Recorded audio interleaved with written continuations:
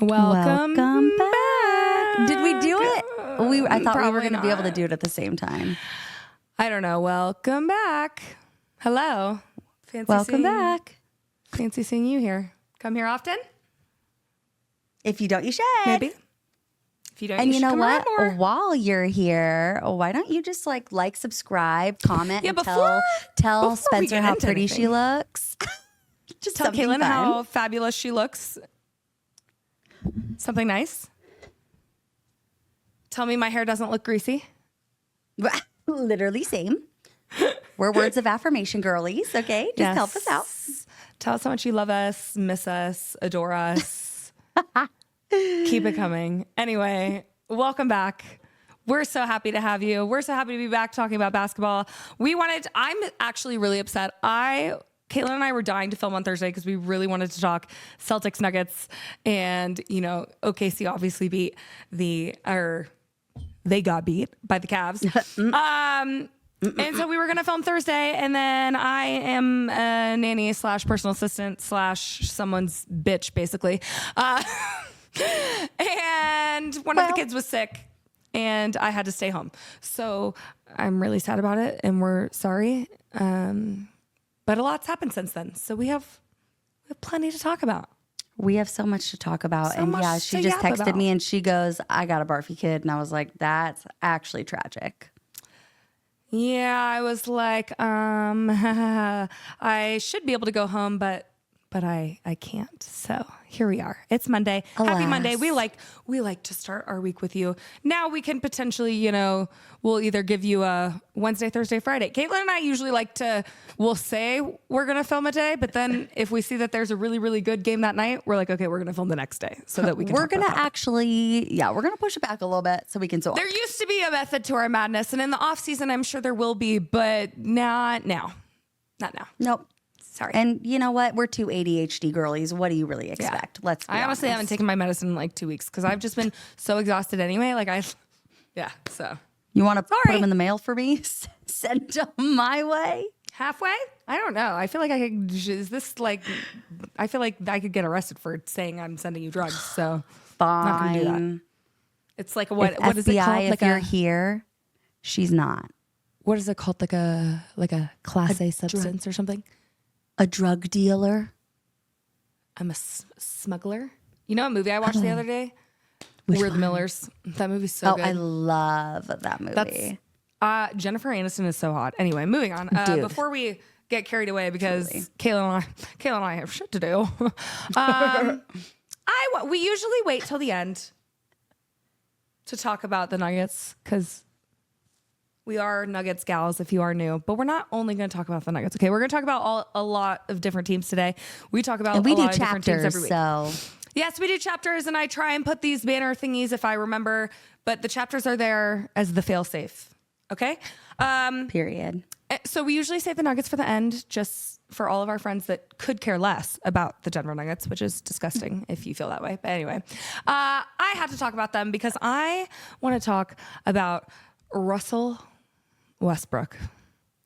And I also wanted to say, Caitlin, that when I was thinking about, because I knew I wanted to talk about Russell, specifically, obviously, in this episode, and I almost got emotional, and I know that's so pathetic, but I keep seeing compilations and videos and all these comments from people that are not sad.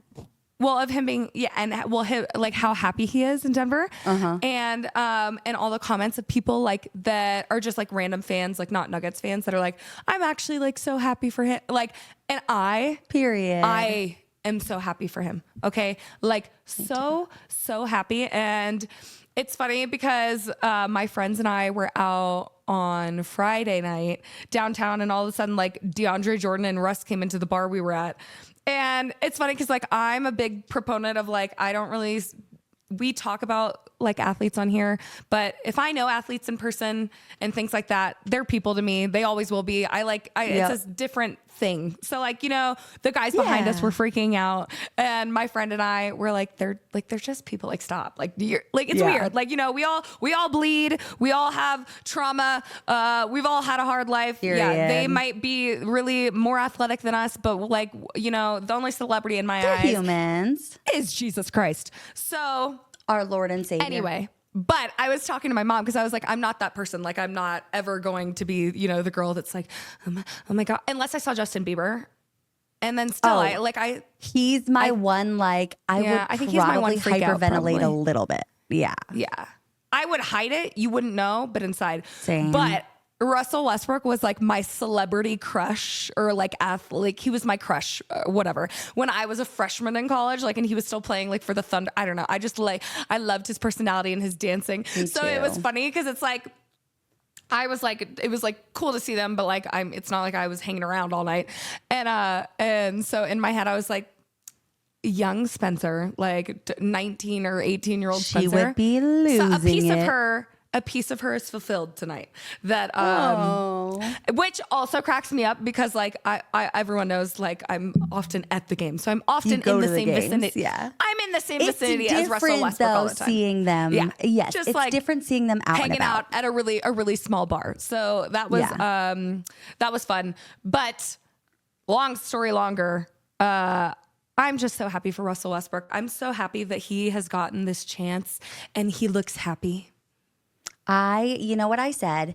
Well, so first of all, if you don't know, if you haven't watched us for a very long time, I said in the summer when we first got Russ, I was like, I feel like this is going to be a revival season for him. I see a 6th man of the year. He's my 6th man of the year pick.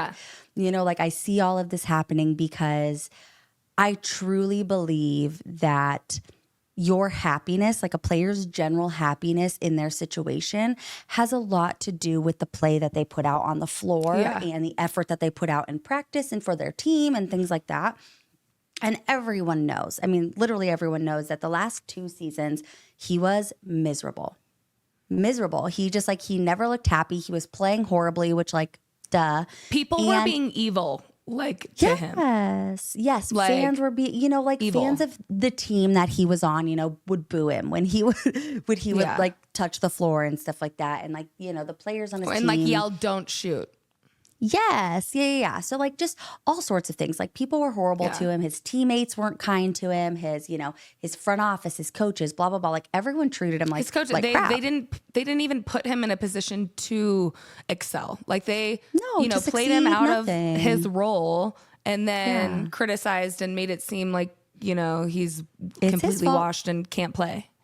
Totally. And so that's like, I literally was saying that I'm going to go back and finish my master's degree and then get a doctorate and literally let my research topic be like happiness with your situation and with play your on environment. the floor.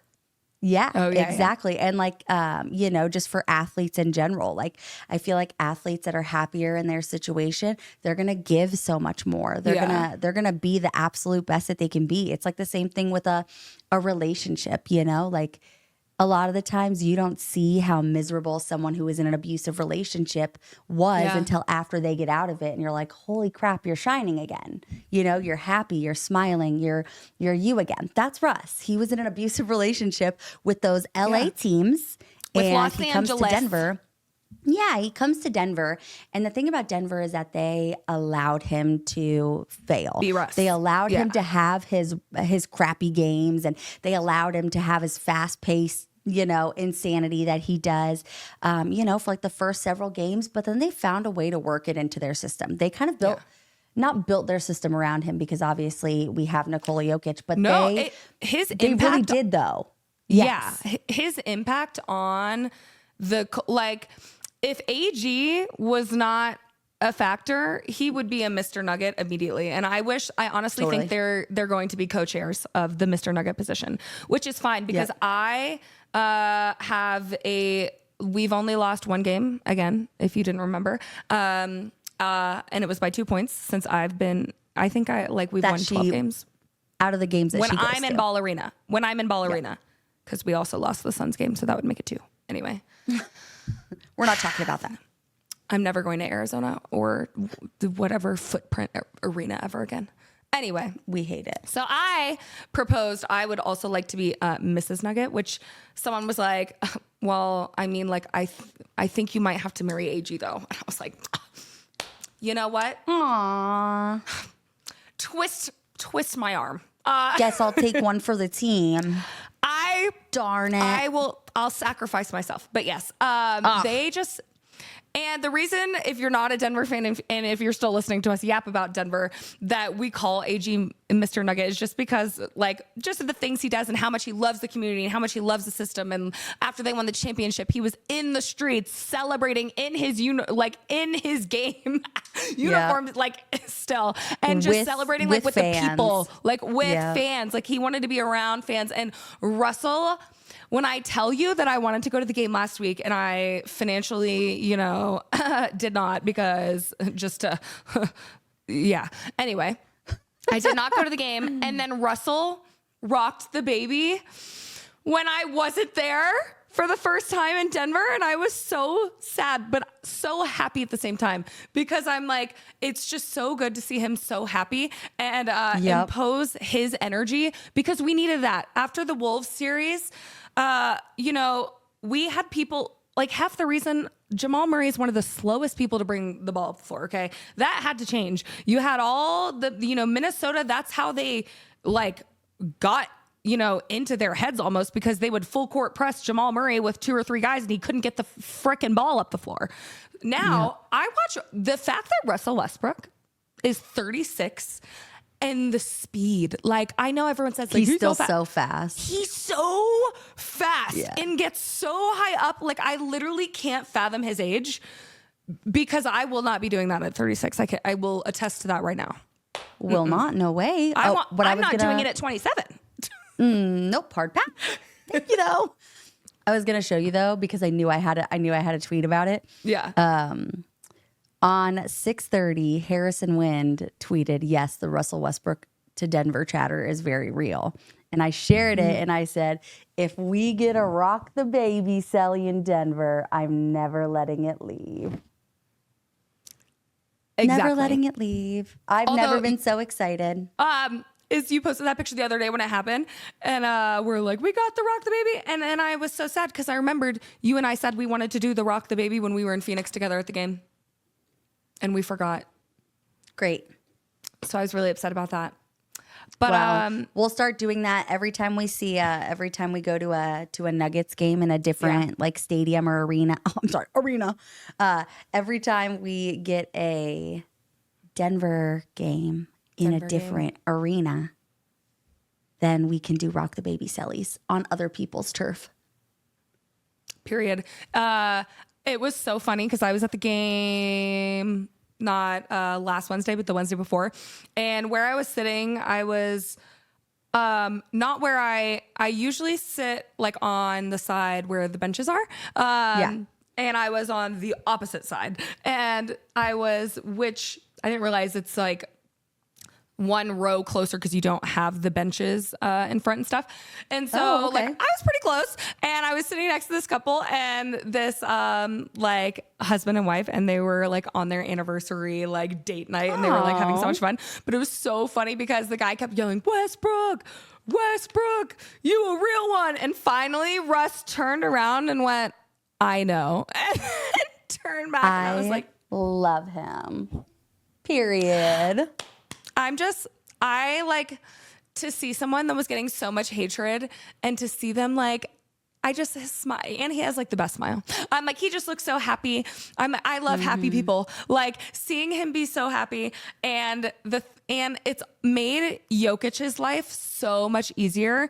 And I think we are 11-4 or maybe now 12-4.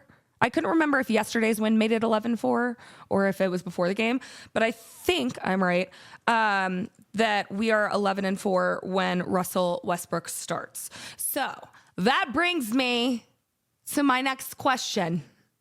Do you think Rusell Westbrook, spit it out, Spencer, should be a permanent starter? Yes. For me, like, that's not even a thought in my mind. It's a rhetorical question. Caitlin and I both. Totally. Yes. But we're going to talk because, about it. Because, like, my thought is that, like, bringing him off the bench in the beginning was absolutely necessary. I would have never started him in the beginning because that's kind of what we expected from him, was for him to be You didn't know what was going to happen with man. him. Yeah. you were hoping he was going to be a sixth man, but like if his shooting didn't, improve from like what we'd kind of seen in the past couple seasons, you didn't know. So it's like you kind of had to experiment and see what happened. Well, yeah, and a lot of kind of like what I was expecting from Russ when he came was really just a lot of playmaking, a lot of just leadership, that kind of stuff, because he was going to be, likely leading a bench that is just a bunch of young guys, guys in their first, second, third year. And so that's kind of what I expected, was for him to kind of be like a floor general, floor manager, someone that's going to be able to lead and help these young guys. Yeah. Just someone that's just, going to figure it out for these guys and help them learn along the way. And that's kind of what he was in the beginning. Like, everyone still hated him because his stats were crap. But I always said that, like, the eye test told me different. The eye test told me that, like, he was affecting the game on defense. He was being beneficial to our team on defense. He was the amount of deflections that he had, the quickness that he had. He was always, keeping his speed. He was fouling less. He's the guy that is diving at 36. Is diving on the ground over our young guys sometimes, which pisses me off. Totally. But thank you, Russ. Exactly, though. Like, the eye test tells you something a little bit different, and like his shot wasn't there. That's fine. I totally admit that. It was great at the beginning of the season. It was tragic. Yes, it was all a little tragic on like the scoring front. It was all a little crazy. Yes, but like, his assisting was good. He had several turnovers at first. He's cleaned it up more than he did in the beginning of the season. He was wild. It's refined exactly. Chaos. I feel like that's good. Refined. I love that. Refined chaos. Organized, organized chaos. That is that's what he is. Yes, and he just, truly my new favorite duo, like, ever, is him and Jokic. They play so well together. And like, Russ kind of said what I have been saying, is that like, when they play together, they don't really even have to talk or think about it. Like, their minds are both going the same way at all time. And it's just like that incredibly high ball IQ, knowing where this person's going to cut, knowing the best place to pass the ball for them to be able to get it and, put it in the basket, knowing the best type of pass. Should I lob it over? Should I do a bounce pass, behind this defender, whatever it may be. Like, he's great at making those decisions and making them quickly. And Jokic is always prepared. Like, the way that we always say that everyone else needs to be prepared for Jokic is always prepared for Russ. And I love the way that they play together. It felt like it took a little bit, though. Because, Jokic has literally never had anyone who could get him the ball like he gets the ball to others, like, with insane passes. And I think for like a few games, Jokic was like, oh, like, I like me? This. Me? You're passing to me? Was that just like a behind the back pass to me? Like, I didn't even have to do that. Past few games, he was 21-10 and 7 yesterday in their comeback win against the Mavs in typical Nuggets fashion. The Nuggets literally hate to see a lead coming because, at this point they're like, you know what? Go ahead and go up 15, go up 20. Go ahead. Go. Give us the fourth quarter. We'll be right back. See what happens. It's actually so disturbing that it's now gotten to the point where if we go into the fourth quarter down 15, I'm sure we'll still win. Like, I don't even get super stressed unless it's like 25. I'm just like, we'll be fine. We'll be good. So that's fine. So yesterday, 21-10-7, another triple-double 2 days before in Brooklyn, 25-11-10, 19-6-8, 26-9-6. And then even the games that he's not super scoring, like against the Spurs, he had 9 points in both of the games against the Spurs, 10 rebounds, 6 assists, 6 rebounds, 8 assists. Yep. Like, he is just... He's still so incredible. He's still such a good playmaker. Like, we've never had someone that is as good as a playmaker as like Jokic has been for everyone else. Yeah. So it's like, finally, I love like what he said the other week to, I think it was Marlo or maybe Vic Lombardi. And he said, Jokic makes everyone else's lives easier. And I'm like here to make his job a little easier. And I feel like he's truly done that. And I think at this point, we can kind of move on to talk about like who, AG, obviously a lot of people were confused why he was coming off the bench. AG has missed a lot of time, came back for a couple games, re-aggravated it. So he was only playing, I think, like 20 minutes. I think he was on minutes restriction. I think when he came back the first time they had him come off the bench. Yep. And he and looked that's great. normal too, especially for minutes restrictions and everything like that. Like you don't want to throw them in a game where they have to be explosive right away. And he got 18 minutes yesterday. You don't want to re-aggravate it when he already came back and had to go back out again. I don't even think he's played half the season at this point. No. And so you want to be careful, especially like with all the calf tightness, hamstring tightness, because those are like just annoying injuries that like don't just like get fixed overnight. Like people always say like you'd rather have a break than, like a fracture, because you never really know what's going on. When is it actually done? So the thing is I think AG's obviously going to come back in the starting lineup. He's never going to lose that. He's going to come back at the 4. Yeah. And I think you have to keep Rusell at the 1 and Jamal at the 2. And I think you have to maybe bench CB. Yeah, and I'm not even saying take away like his minutes to where he's like all of a sudden like a 10-minute bench still player. Play 34 minutes or whatever it may be. Yeah, he can do that. But you can't break up the Jokic-Russ connection.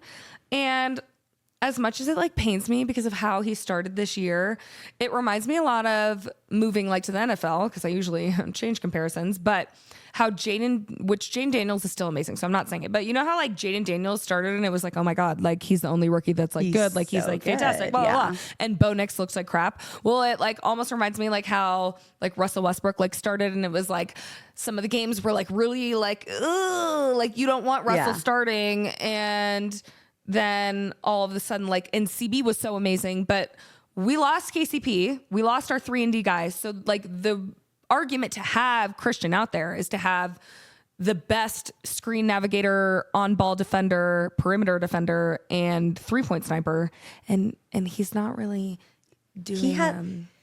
I feel like he started.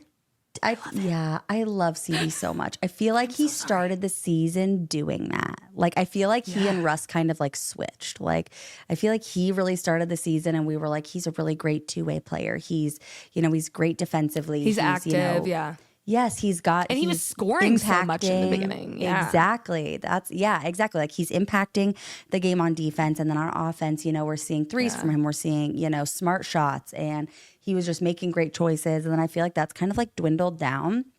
I hate that it's almost like we have to start Jamal because he makes $50 million a year. I do hate it. I feel like he is maybe a little bit better off ball than he is on ball. Like I think maybe he is just a little bit it's because smarter. Not to be mean, but like he doesn't have the opportunity to dribble the air out the ball because he's not bringing the ball up and hanging on to it the whole possession. And it drives me nuts. Also, that brings me up to a point. I am so annoyed that Rusell Westbrook is only making $3 million. Is it great for the price of our team? Amazing. Yeah. But how valuable he has been to us, he deserves, Jamal should be splitting that with him.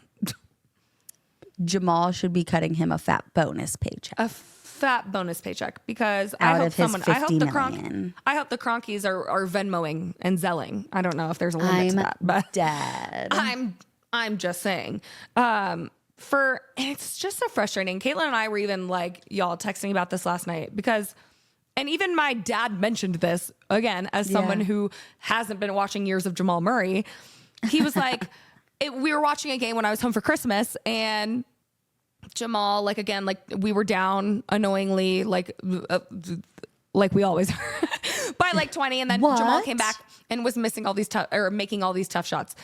And so my dad's like, he's so frustrating, and then you see him do that, and it makes you understand why they pay him.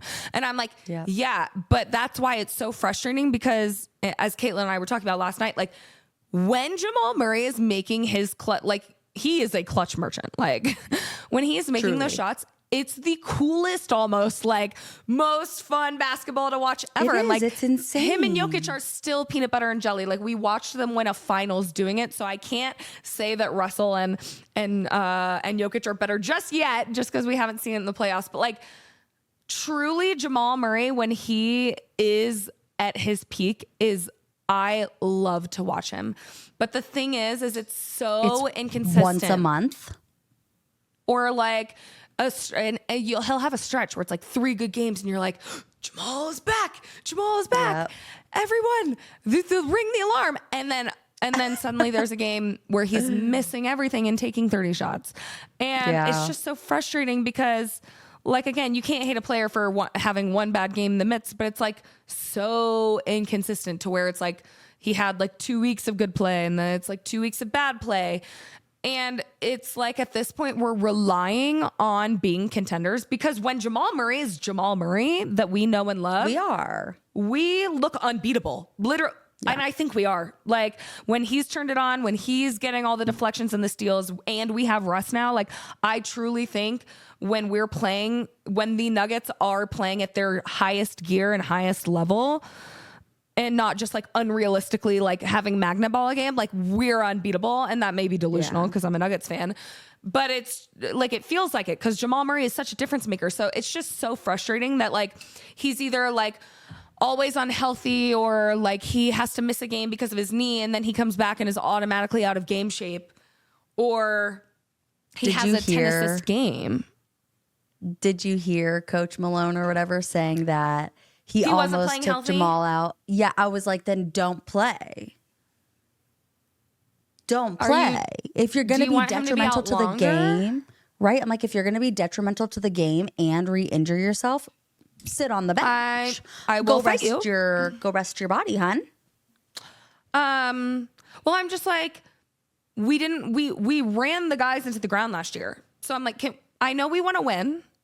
I see that, but the Nuggets are like 2 wins behind the Rockets in second. Yeah. So I think we're okay. Please don't injure him again. But to be fair, he came back. He looked awful in the first half. I was able to go and rewatch the game because I wasn't able to watch it live. And he came back and made plays and helped us win the 4th. So it's just like the 3rd and the 4th. It's just like frustrating because he'll have games where he decides to dribble the air out of the ball. Like you will literally watch this man dribble an entire possession, 24 do a step seconds back too, and brick it. And then he'll have a game where, he's making all these plays. So I don't know. I still feel like he needs to start. He helped bring the comeback yesterday with the second unit. I feel like he's been a little more gracious playing with the second unit in the past few weeks. And, as he should be. Although I do hate, and I mean, I think a lot of that was too because AG was coming off the bench. So you had like a AG Jamal running the bench and it looked better. I hate when Michael Porter Jr. is in with his bench unit. I just have to randomly, my ADHD brain has to say before I forget.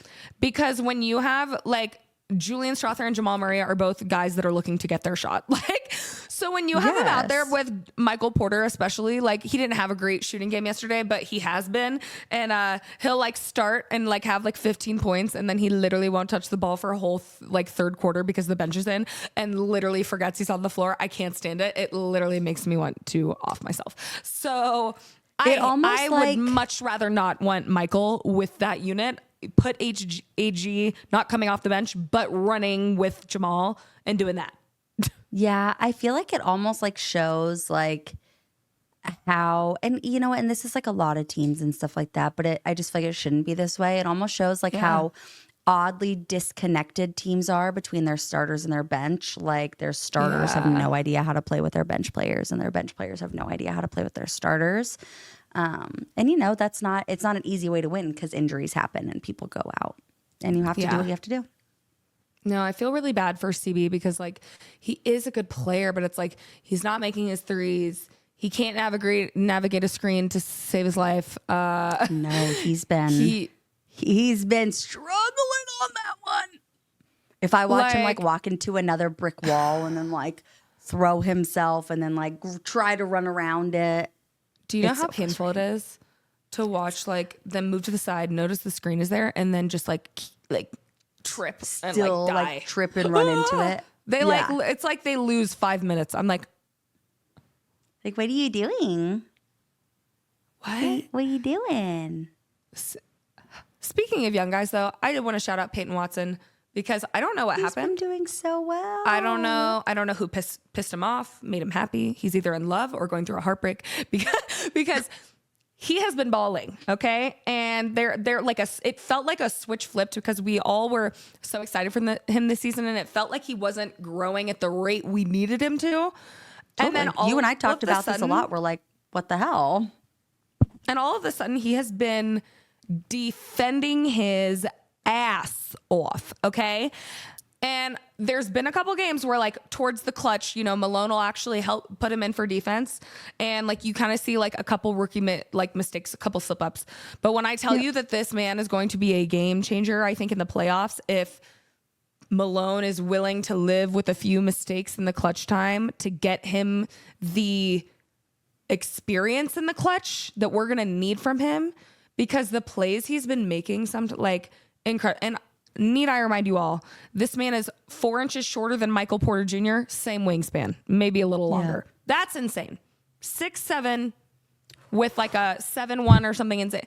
He is like, you can see his arms. He's got reach. And so I love, like, I don't know if he's just playing with a little more or a little less like restriction, like maybe like a little less scared. But I'm so proud of him. He was a plus 30 in the game yesterday that we won by 10, and we were down 21 point. Like, so I'm so happy for him that he's like, impacting the game. Yeah. I love him. Yeah. P-Swat. I'm so excited. P-Swat. I love P-Swat. I was really nervous. I'm like, oh my gosh, do we need to trade like P-Swat like earlier? Like, cause I'm like, what do we do? So that's all after talking for 30 minutes. Sorry about that, guys. about Rusell Westbrook. But thankfully, Rusell Westbrook's been around a long time, so I feel like a lot of people do like hearing about how he's doing and stuff. And my last question, though, does it feel like the Nuggets are in the 4th seed? Because it didn't feel like that. I feel like we've been so bad, but I guess we're not. I don't know. I'm like, we're I like can't a figure us solid 8th seed right now in my mind. But at the same time, I think that, like, I literally swear it is that, like, the 4th through 12th seed are all very mid. Like, but the thing about the Nuggets is that the Nuggets are kind of on the up and up. And a lot of the other teams cannot say that. Like, I feel like the Warriors. Anyway, sorry, sneezed there. My bad. I feel like they're on the up and up. So I feel like OKC is going to run away with first, but I feel like 2nd and 3rd are very much up for grabs. Totally. Very much so. Like, I agree. Between how the Grizzlies are playing and Mavs once they get Kyrie and Luka back, and Nuggets and the Rockets. And the Rockets. And maybe this can lead us into our next one. Kings have won 7 in a row, Caitlin. That beam, that electric bill must be high.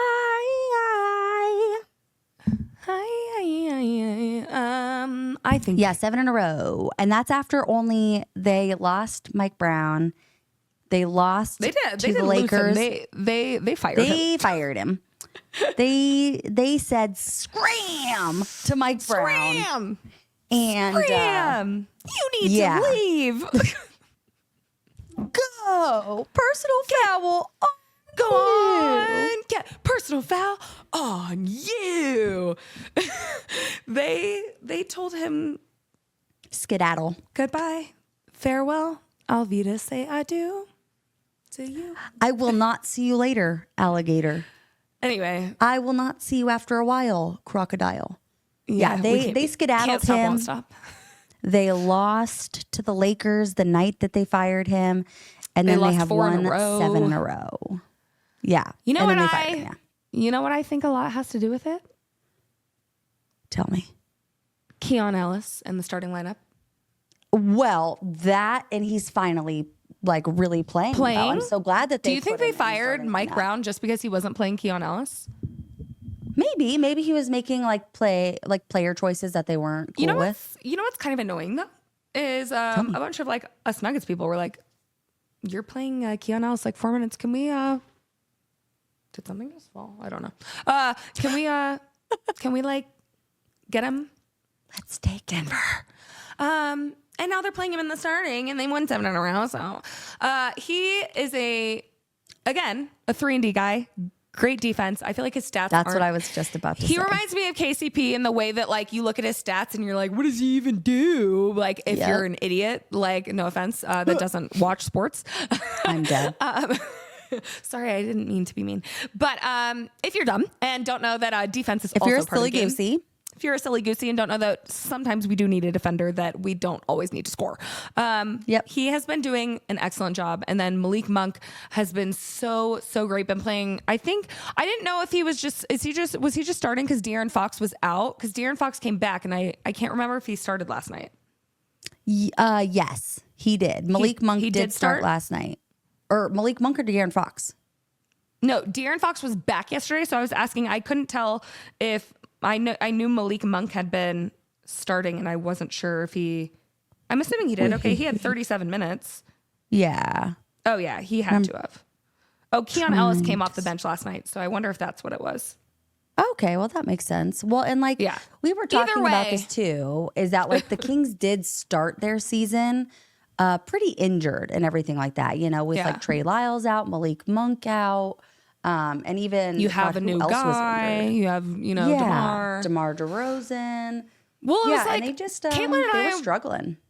And I was talking to Caitlin about this earlier, guys. Like we were on the phone and it's like, because we're going to talk about the Pacers next because they're also on a win streak. You know, you had these teams that have really good players and did like well for themselves last year. Like are the Kings, which I feel bad. Like I feel like they're generationally mid. Like they're never contenders. It feels like, sorry, but they should be a playoff team with Sabonis and with Malik Monk and De'Aaron Fox and all these people you have. Like you don't hear that team and think that they should be, losing 4 in a row at home and just falling apart almost. So I don't know. That's how I kind of felt. I'm like, I wonder if, when you lose a head coach, everything's different. And then everything's, I feel like, maybe like a weight's lifted off because you have guys that like weren't playing before and maybe the assistant coach had more faith in, and like Keon Ellis, he clearly probably saw something more in Keon Ellis than, coach was saying. But it's like wild though. You had a unanimous coach of the year 2 years ago that gets fired. Like that's a big shakeup. So clearly it's working for them. Malik Monk has been playing awesome also in this stretch of games, but like they now, since OKC lost to the Cavs, have the longest win streak in the West, which is just so random after they were doing so bad. And I think they're now almost the 5th seed. Yeah. And they're 20-19 now. And if you remember, they were several games below 500. But what I was going to say, so Keegan Murray was out for a few games and everything like that. But in many of their wins, I've been talking about, and I'm just looking at their stats right now so I can confirm or whatever. But I'm trying to see if they actually are the 5th seed. Yeah. In all of their recent wins, Keegan Murray has gotten his 3-point shot back. And we talked about that. Keegan Murray and Kevin Huerter, both of them like completely lost their 3-point shot and they've been awful.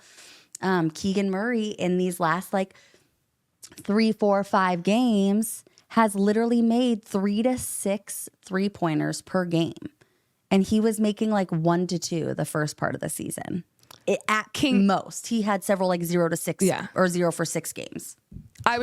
Kings are the 9th seed, but if they win one more, they would be behind the 5th seed. So Lakers, Clippers, Wolves, and Kings are at 6, 7, 8, and 9. They've all won 20 games, but some of them have played more. So like the Lakers have only lost 16, Clippers lost 17, Wolves 18, and Kings 19. So that makes sense.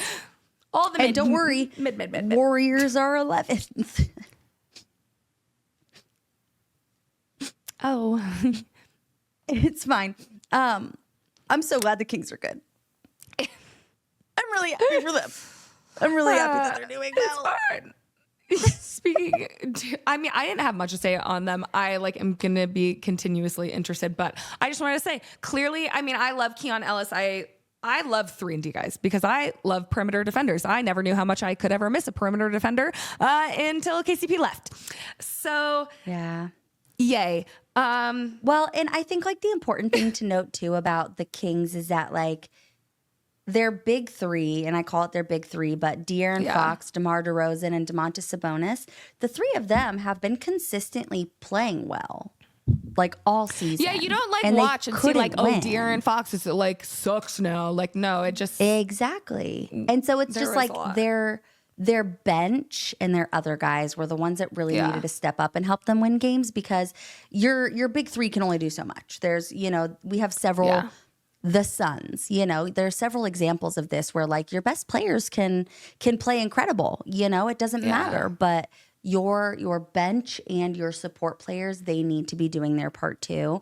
You could have three of the best players in the world and then, 7 other players that just are playing like crap, and you're not going to win games. And so to have Keon Ellis and Malik Monk and Keegan Murray now making his threes again and everything like that, I think that if Kevin Huerter figures his shit out, the Kings are going to be continuously winning more. Yeah, and more. I mean, I thought that they were going to be comfortably like a 5th seed. So it's like for how bad they were doing, I was shook. And so now, like I told Caitlin, I was like, now they're playing like how I thought they were, like how I thought it was going to go. I mean, 7 in a row is incredible. I don't even know if the Nuggets have won 7 in a row yet, but we never do. Like, I don't think the Nuggets ever have long win streaks. Like we'll win like a really great margin. Like it'll be something stupid. Yeah. Like 13 out of the last 15, but like there's always like one random, like to stop us from getting a good win streak. But speaking of good margins, another team Pacers that looked really shitty. Pacers have won 12 of their last 15. Damn. Unfortunately, Tyrese Halliburton did go out yesterday for hamstring tightness. So nothing like major injury. But you do have to stop that before it gets worse. An inconvenience nonetheless. Yep, absolutely. And like, you know what? The Pacers were one of those teams where we looked at them and on paper, they look like they should be just as good as they were last year, if not maybe even a little bit better. And so their start to the season was like tragic. We were all like, why is Tyrese Halliburton playing so poorly? The Pacers can't win. And I just feel like everyone has been like, their wins, and I'm going to even talk about their win yesterday because they beat the Cavs, who were on a 12-game win streak. They snapped the Cavs' 12-game win streak and beat them by 15. Burst their bubble real quick. Yes, and they beat them in Cleveland. Popped it. Literally. But I just I want you to hear these stats because this is this is like the kind of these are the kind of like team wins that are so important in basketball. And it's the kind of stuff that I love to watch, like where everybody eats. Everybody eats. Like Nemhard has really been eating, by the way. I know. My goodness. Pascal Siakam, 18 points, 9 rebounds, 2 assists, 1 steal, 2 blocks. Then you have Sir Jarris Walker, who had 8 points, 12 rebounds, 2 assists, 2 steals, 1 block. Andrew Nemhard, 19 points, 2 rebounds, 4 assists, 2 steals. Thomas Bryant, 11 points, 3 rebounds, 1 assist, 2 blocks. Miles Turner, 15 points, 10 rebounds, 1 assist. Benedict Mathurin, 12 points, 3 rebounds, 3 assists. Obi Toppin, 12 points, 2 rebounds, 1 assist, 3 steals. TJ McConnell, 6 points, 4 rebounds, 8 assists, but had the highest plus minus at 18.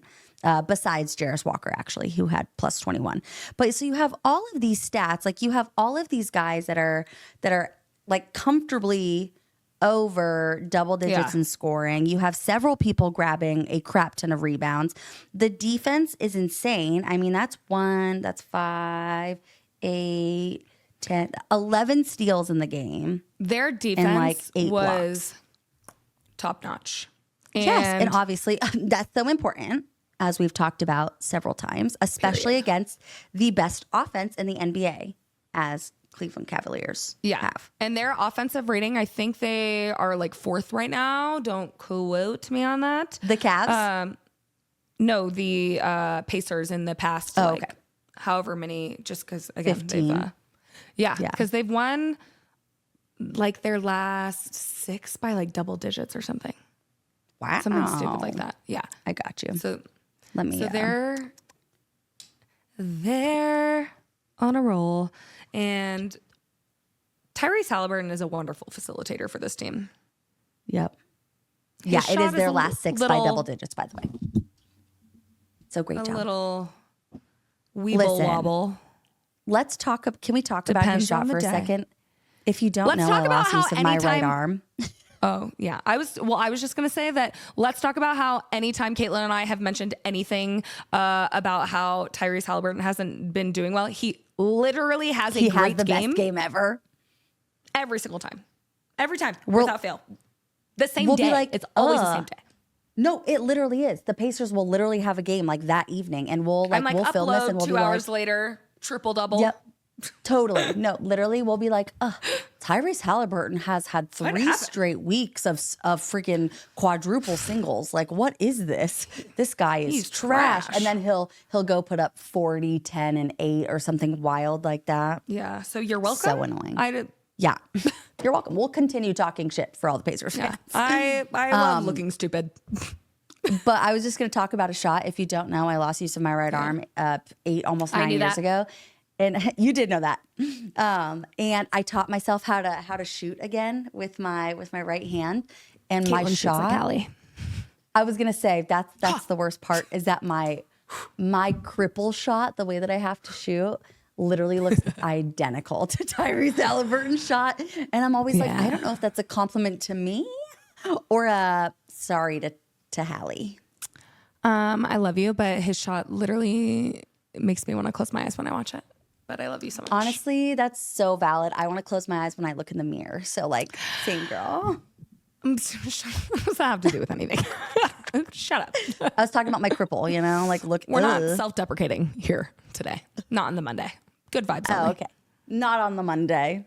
Yeah, maybe tomorrow. Tuesday. I hate Tuesdays. Everyone, if you've known me for a while, if you've been around for a while, Tuesdays are the worst day of the week. I have chronically hated Tuesdays, and I would write a whole thesis if I could, and I'll give you a little like ADHD pause rundown real quick on why. Ma'am. Because listen, Mondays you're still riding the high from the weekend a little bit. You don't have time to like really hate it. I mean, it still sucks, okay? But then you have Tuesday, right? Now you're really in the work week, and now you're removed from the weekend, but now you're still 3 days away. You're not at the middle of the week yet, okay? And so Tuesday's trash, and then it's the worst. And on Mondays, you're expecting it to be bad. You go in with the mindset, like you're never like let down on a Monday because you're like, Monday. Of course, Monday is trash. Like you already know it's going to be ass. And so you go into Tuesday and you're like, this day will be better. And then you're like, and then it just like dog piles your Monday to Tuesday. And it like gets worse and worse. Builds awful. Well, because it's like Wednesday to me. I'm like, oh my gosh, 2 more days of work. And then hump day's the best. Yeah. And then Thursday, tomorrow's my Friday. Like, do you see where I'm getting at? Yep. Comment if you agree. I'm so with you. Or disagree. I'm so with you. Tell us your least favorite day of the week. Anyway, so Pacers I don't know if you were on a win streak. Yeah, I was going to say Pacers are on a 7-game win streak. Cavs got their 12-game win streak snapped. But I was going to say, are you moving on? Are you moving on? Oh yeah, no, go ahead. Well, I just wanted to say, apparently people are like literally harassing the Pacers front office trying to get Nembhard, and they're like, no, dude. He's ours. Like other teams? I thought you meant fans. No. Can we have it? I was like, Jesus. Is it that easy? That's a little kidnappy. No, people, I guess front offices are like, so what do you want for him? How can we get him? He's just been so incredibly consistent for them. So I just want to say he's definitely a lot of the reason on why they've like put together this string of playing better. And you do have to remember, like, they're so young, and I think that's why they like have had struggles. You lose like Buddy Hield. He was a veteran. Even though he seems so young to me, I always forget that he's like been around for a little bit. But he's like 30. Yeah. You have like between Miles Turner, like even though like and Hallie, like you hear their names a lot and have heard because they did so well last season. But like these guys went to the Eastern Conference Finals. They're still so young. So I'm just happy that they're kind of putting things together, making me look a little less stupid, because I was like, are they going to end up 15? The 15th seed in the East? Because that's a lot. That would be terrifying. Yeah. And you know what? And like, I was even going to say about Andrew Nembhard is that like, he was one of my favorite players. Him and TJ McConnell were 2 of my favorite players to watch. I know you love TJ McConnell too. We talk about this all the time. But I loved watching them in the playoffs last year. And like their maybe this is like a really stupid way to put it, and not Pascal Siakam necessarily, but like I feel like their team is like a bunch of really good role players put on one team together, and they just kind of like figure it out, you know, and they can win a lot because like they just hoop. That's such a good point. That is such a good point. There's no like, I mean, I think Hallie was an all-star last year, but like other than that, like they don't really have anyone. And Hallie, Mr. All-Star, their only all-star, I don't think he's going to be an all-star this year. Me neither. And he hasn't been playing like an all-star, so that's fine. And so I'm like, this is a team that has no real all-stars. There are a bunch of really great role players that just kind of like figure it out, and all they do is hoop. No one really has like an agenda. No one really has an ego. No one's really like, I'm the top dog. Thank you. I love doing that. I'm like, she's they really are. Yeah, they really are. By George, she's got it. Golly gosh. That's insane. What were you gonna segue into before I so kindly interrupted you to make sure that we shouted out the Pacers? Oh my goodness, a little more. No, you're totally fine. I was just gonna say that one thing that when we were gonna film last week and everything like that, and I know you wanted to talk a little bit about OKC today, but I was gonna say I was gonna segue pretty much into the Cavs and OKC and just how they're the number one seeds, and I really do feel like they are representing themselves as the number one seeds. I know that the Cavs obviously just got beat and everything like that. And OKC has had a couple of rough losses besides their win streak, but you know, the Bucks game for the play-in. What's that thing called? The in-season tournament. That didn't count. So they had like a stupid 16-game win streak. Yes, because the finals didn't count, but they got their asses kicked in that in-season tournament game. Yeah. How will I already have this banner. Because yes, talk about it. Preach on it. I want to know. I was going to title this Shea Grifter Alexander, or Shameless Grifter Alexander. I literally cannot stand this man, and I hate that he went to UK because he is the most unethical basketball player I think I've ever seen, and I'm so mad at him because for a while he was shooting a little bit more from three, doing a little less foul baiting. And now he's back in full swing after he shot like literally 27% yesterday and like a 40-point win against the Wizards. He made 5 field goals out of like 20 something and he was 5 for 17. Oh yeah. He shot as many free throws as he shot regular shots in the game. He was 5 for 17, shooting 29% from the field, 1 for 3. And then I totally get it because in like a way, I'm gonna give him halfway the benefit of the doubt before I start reaming him. But like I get it because we say that like if your shot's not falling, drive to the basket. I get that. But if you're 5 for 17 when you're quote unquote driving to the basket, you are foul grifting. You are not trying to make that ball. You are smarter than that. You are a better basketball player. You're not an elite offensive player if you're not making any of those. Be so fucking for real. And that's what I'm saying is like that's what tells me that he is just trying to get to the free throw line. He's did you not see what they said? Trying to actually make the basket. So this came out today. Shea Gilgeous-Alexander doesn't care if he gets called a free throw merchant. I'm going to let the class know. This is quoting Shea. In the past couple of years, I led the NBA in drives. So I think naturally I'm going to get fouled on drives. Don't you think that like literally Jokic and so many other people that fucking drive, like you're acting like people don't drive to the basket? Like maybe the Celtics are going to be the least. Like what? Anyway, so I think naturally I'm going to get fouled on drives. Usually you get fouled on drives more than jump shots. Yeah, no shit. Okay, we're not stupid. Thanks for that. Thanks. I think that's just a natural part of the game. And then I learned a few tricks through the trade along my way. I've turned it into a skill a little bit.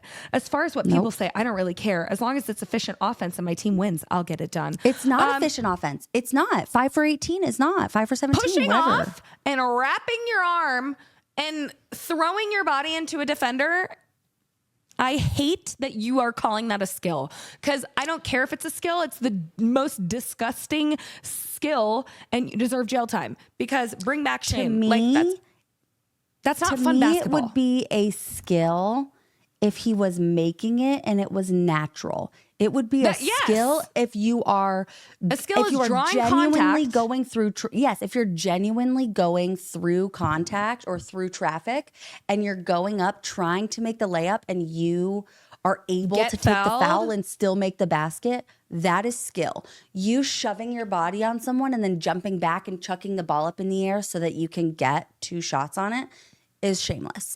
The pushing, the arm, like that's what kills me. The eternal, he does it almost every single fucking, excuse my French, play. And I don't know how you enjoy watching that. And I know we have like some OKC fans, and luckily they're a lot of them are nice to us. So I don't know if we'll get some randoms that don't know us that well. A lot of them are nice to us and probably nicer than we are to there. But I don't know how you enjoy watching that. Like, I don't want to watch someone go to the line for 17 free throw attempts. I was being super annoying at the Nuggets Suns game on Christmas. And at one point I was just like, because literally they went from like in the first half of the game, letting these guys play and like letting it be physical, because I think that that's a really important thing that refs need to learn. And just like in general, that players need to learn too, is that basketball is a physical game. Not all contact is a foul. It is okay for your bodies to touch. That is a part of being a good basketball player. I just wish it was consistent. Same. It's not. And that's what I'm saying, is that they were calling nothing in the first half. And so in the second half, they were calling everything. And literally every single play, like someone was at the free throw line. And I'm like, refs, it's okay not to call everything. You can let these guys play basketball. We don't want to watch people sit at the free throw line for half an hour. Well, I want it to be consistent the whole game and also throughout multiple games with different refs. Like, I'm just like, totally. And I think that Shea has one of the softest whistles in the league. It's literally insane. Like, Jokic had so much blood on him at the other game, and they called a foul on him, I think. Like, don't even get me. He was bleeding. Like, don't piss me off, refs. Don't piss me off. I'll do it right now. You're pissing me off, Adam Silver.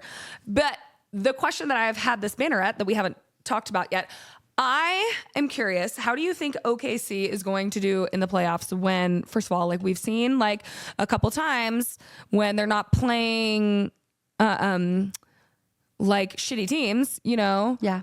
They're playing like the Cavs, and I know that they like didn't like have their best game, whatever, but then they get whooped in the NBA Cup. Which again, I still don't understand why when the playoffs happen, all of a sudden the officiating changes. Either way, Shea is not going to get 17 free throw attempts, especially against like the Wizards. So I just want to know, like, how do you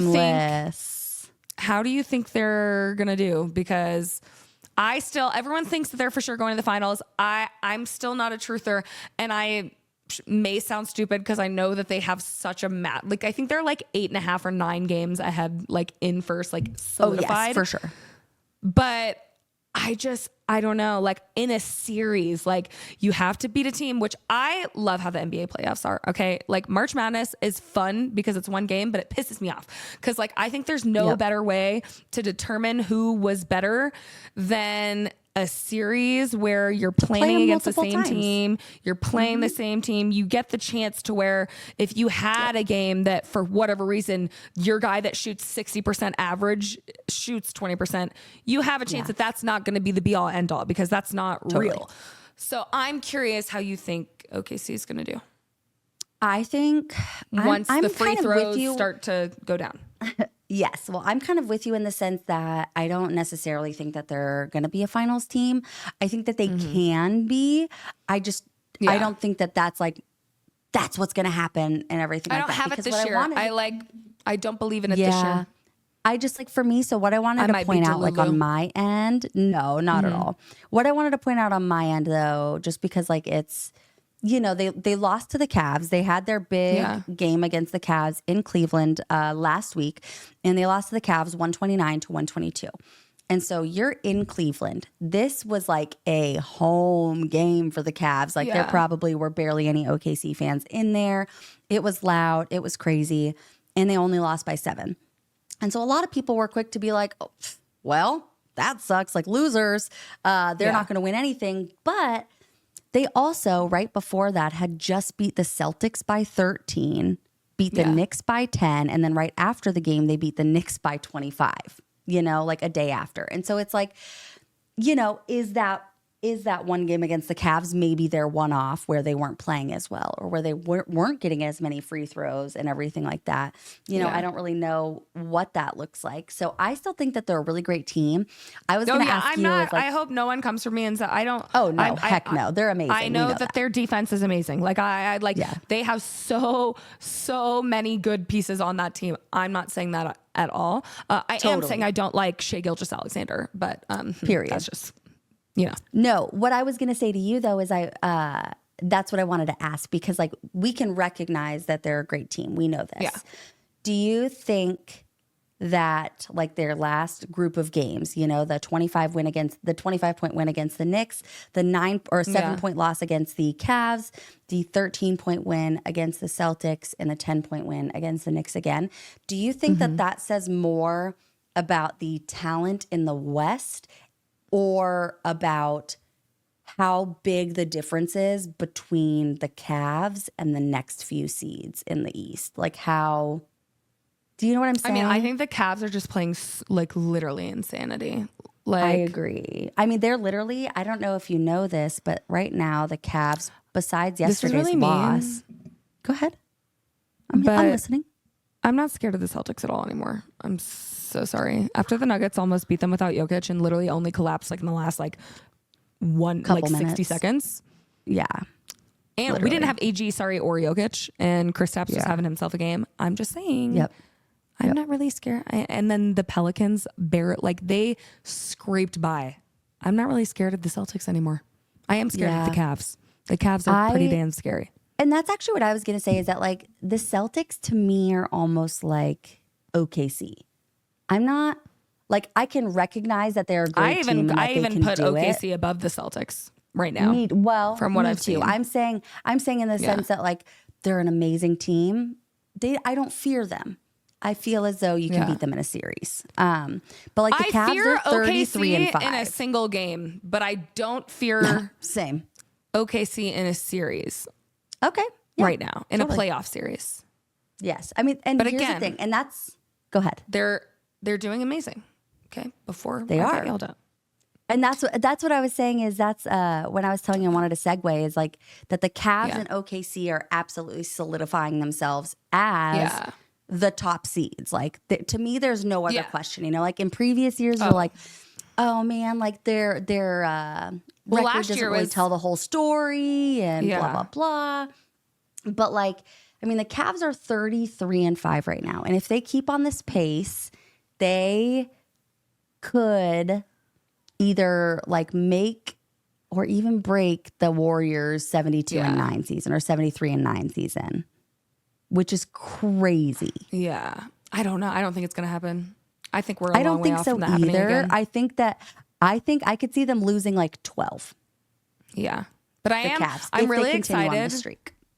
I love like after the All-Star break, because that's really when you see a lot of people be like locked the F in. Game time. It's a long season, okay? Like to be fair, like I understand like if some of the guys like have their games throughout the first half, but I love seeing the different teams like that really show up. So I'll be interested to see how it goes. Before we go, and the trade deadline. I did just want to mention that both, obviously they're not on the same team, so don't no one think I'm stupid. But one big guy and two important players.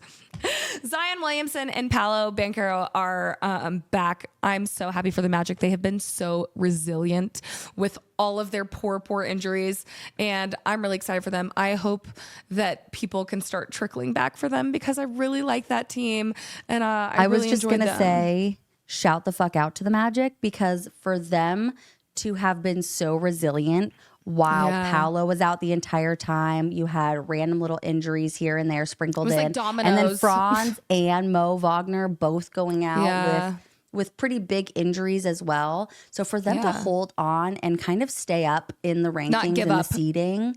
Exactly. And to continue winning games and fighting back and guys showing up out of nowhere to help bring these wins to them.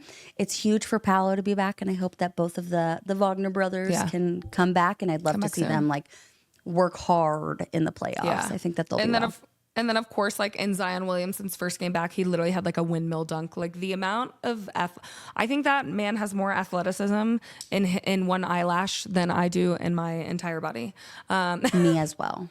And if he could stop doing those, though, like my guy, how many lower body injuries? I'm really worried about his ligaments and joints when he There's gets older. so many of them. I'm like, sir, you are Maybe a we should giant not. dude, and you're windmill stunking. Like, I'm and then so you're sorry, bestie. landing. No You're gonna knees break were those made. knees. No knees were made for a over 300-pound man to literally get head above the rim and come back down. Insane. I'm so frightened. But it looks so easy to him. It literally looks like he like skips and is just up there. Like, it's insane. He's like a just ballerina when he plays. He's like must watch NBA. Period. For me. But I was just when they see this, I'm congratulating you on returning. Congrats. Yes. Go. Thanks for watching U Sports. We're so happy to have you, Zion and Paolo. Yeah, if you guys didn't know, they listen every post. For sure. Yeah. They told us. They told me. Anyway, thank you for sitting here and listening to us yap the song. If you're still here, and if you're not here anymore, then screw you. And you can't even hear us say that because you're not here. I didn't know that actually basically meant F you. And because I heard my brother saying it a lot. And I once said that to my dad when I was in middle school because I was mad at him. Did you get And then I think I of course got in trouble, but then I told, like, I'm pretty sure my dad knew I didn't know what it meant. And I told him that I heard Graham say it and I think he got in trouble. I'm dead. Sorry, Graham. I was telling my dad that the other day. I was like, do you remember that? I was like, I really didn't know what that meant. Like, I just knew it basically meant like, I'm pissed. Like, I don't know. So sorry, Dad. Hilarious. I love you so much. I love that for you. But yeah, I love my dad and I also love each and every one of you. Please comment, like, subscribe if you missed the intro and sped past that. You're probably not watching this either then. But we will talk to you soon. Again, follow us on all our socials. They'll be down below to find out when the next episode will be. Caitlin and I will look at the games later today and figure out if it'll be like Wednesday or Thursday or whatnot. Next. But and I gotta edit this and get this out. Yep, and we'll be filming, I think, an NFL update sometime in the next few days too. Just about this first week of wild cards and what next week looks like. Yeah. And we'll be yip yapping with you guys all week. I love to yap. Anyway. Yeah, truly. We love you. Thank you for being here and being our best friends. Thanks. Okay, bye. Love you, miss you. See you on the flip side. The next time you see me. Okay, bye.